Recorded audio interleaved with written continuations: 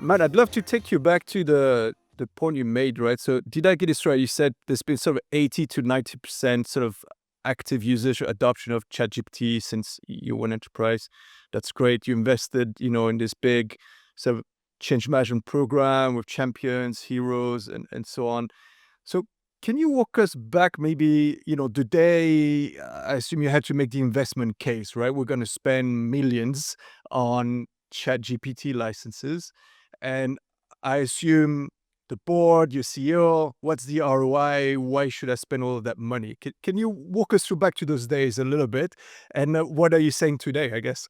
It was very interesting because full credit to John. He is an advocate and a visionary in terms of understanding what is the potential impact of AI being deployed inside the organization. And he was in the same meetings with investors and clients and others being told that Endava was, fundamentally going to go out of business because AI was going to come and do our job.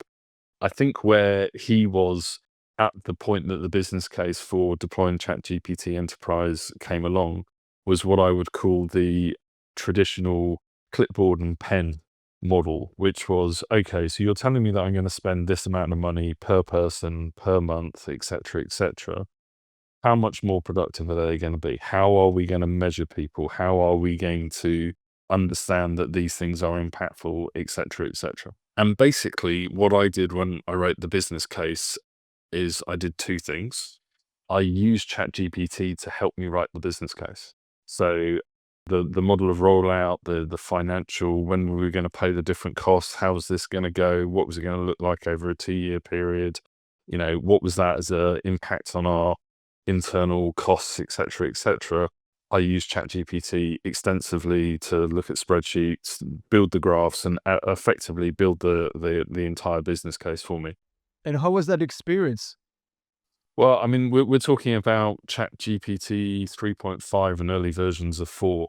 So it was rudimentary. It was occasionally like wrestling with a snake in a bag, but we got there in the end. That was kind of like the mechanics of how do I think this is, what's the impact on it? And I think there were two things that came out of it, and hopefully the second one was more impactful on John's thinking. So number one was I basically went from the perspective of we already pay for a lot of coffee in all of our offices. We've got nice offices, nice coffee machines. What I'm effectively advocating for is one coffee for everyone in the office once a day.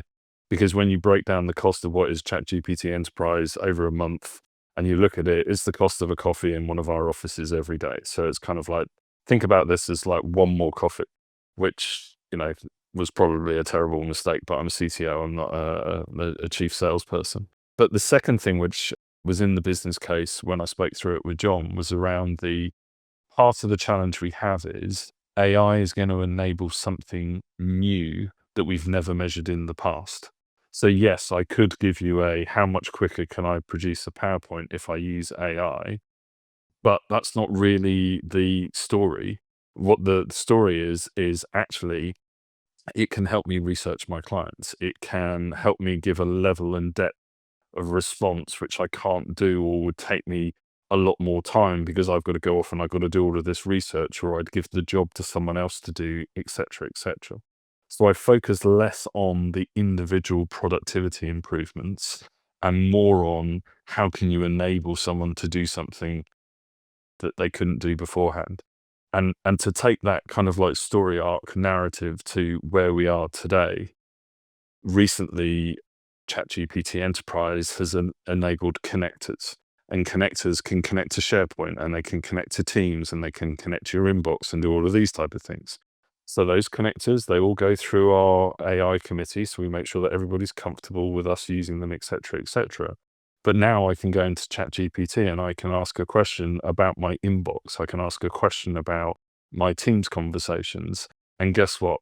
I get a message from John a couple of weeks ago, which was basically, these connectors are completely game changing. I've just done a job that has taken me 15 minutes that would have taken me days to complete. And That's what you want to hear. I'm kind of like, okay, my work here is done. Yeah, that's great. When your boss tells you you've just changed my life, that's always good. Oh, I love that story.